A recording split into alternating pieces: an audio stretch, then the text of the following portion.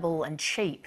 Pumped hydro has been touted as a possible solution, and while Snowy 2.0 has stolen the headlines, Tasmania also wants some of the action.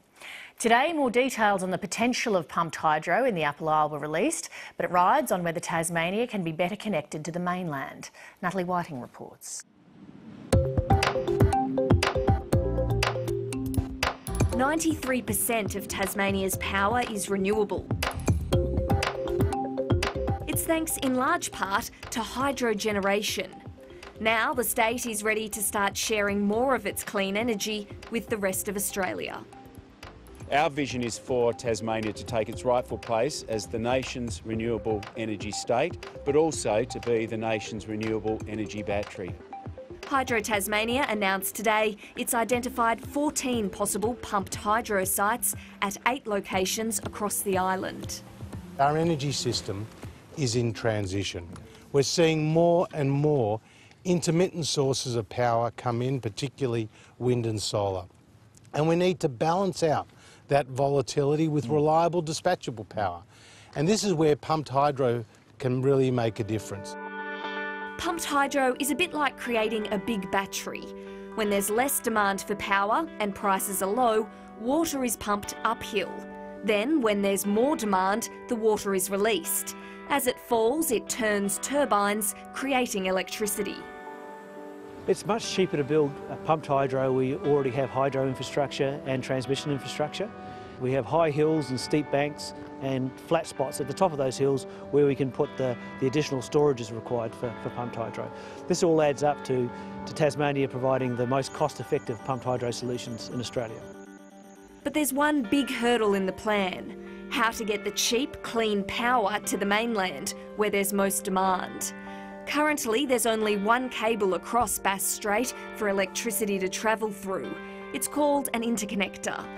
A second interconnector has long been touted, but would likely cost $1 billion, and there's no word yet on who would pay for it. The feasibility study is important in developing the next stage of decisions on the interconnector. Once the final pumped hydro sites are selected, developing them would likely cost between $2.6 and $3.75 billion. We've been doing detailed modelling on the costs and prices that'll come out, and we'll be releasing that over the coming days. Increasing wind power in the state is also part of the plan. It would feed the proposed pumped hydro and also help justify the calls for a second interconnector. But the Apple Isle isn't alone in eyeing off the country's energy future. Around 700 kilometres from Tasmania, another pumped hydro project is being discussed. I'm in the Kosciuszko National Park, and this dam is part of the famed Snowy Hydro scheme. It's also a key part of an ambitious pumped hydro plan called Snowy 2.0. It's about 2,000 megawatts, which is a 50% increase in what we have capacity.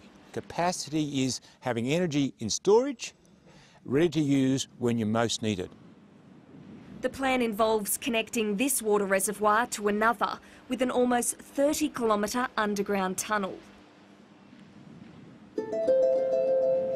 Despite the scale of construction required and the possible $4 billion price tag, the team at Snowy Hydro is confident. This is an economic project. This project works. You know, some people say, oh, this is some sort of project that's going to be funded from the taxpayer. No, it's not. It's funded off our balance sheet. We're doing it because we believe it works. But like Tasmania, Snowy 2.0 also requires more interconnection with the network. The transmission networks are built around the thermal powers, and unfortunately where the renewables is being built is not where the thermals are. The transmission upgrades would cost an additional $2 billion. If I've got a business in Sydney and they're upgrading the highway between Sydney and Melbourne, I'm not paying for the highway. The people who are using the highway are the ones paying it. The Snowy Hydro Board will make a final investment decision on the project at the end of the year. But in the nearby town of Cooma, the early confidence is infectious. Everyone's just been overjoyed, basically. It can only be positive for the town, for the region, for everyone involved. People are discussing property prices going up and just the amount of flow-on effect that it'll have on the town. Snowy 2.0 has been seen as one of Malcolm Turnbull's pet projects. But the Energy Minister says the government isn't playing favourites. Does the federal government have a preference between Snowy 2.0 and the Tasmanian Hydro? They're both important projects. And pumped hydro, whether it's Snowy or whether it's the projects here, they're not mutually exclusive, they're actually compatible with each other. The two of those projects create a really interesting future option. It may very well be that over time we do need both. But analysts still want more detail on both proposals. As we get into the economic feasibility, so we get beyond the environmental impact and the technical side of things into the economic feasibility, that's when life will get interesting. Despite the possible hurdles, the charge is on in Tasmania to become the battery of the nation.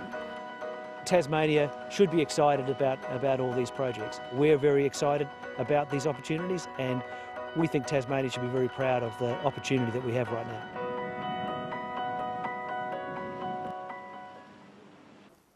Natalie Whiting reporting.